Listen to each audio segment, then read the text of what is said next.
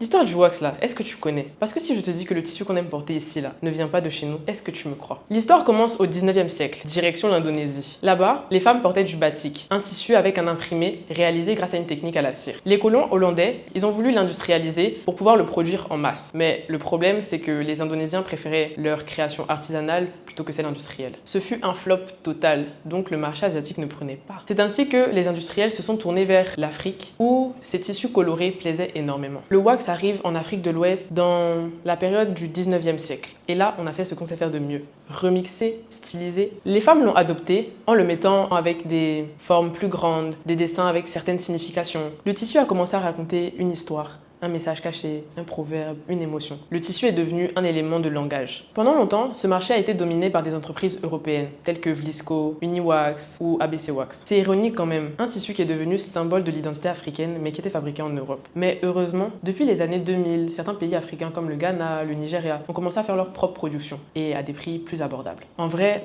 on a pris un truc importé, et on l'a transformé en un héritage. Mais un débat persiste. Peut-on appeler africain un tissu venu d'ailleurs, mais réinventé en Afrique?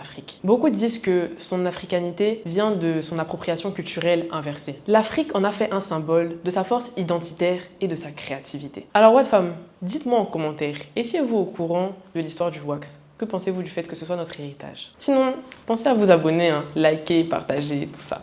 Gros bisous!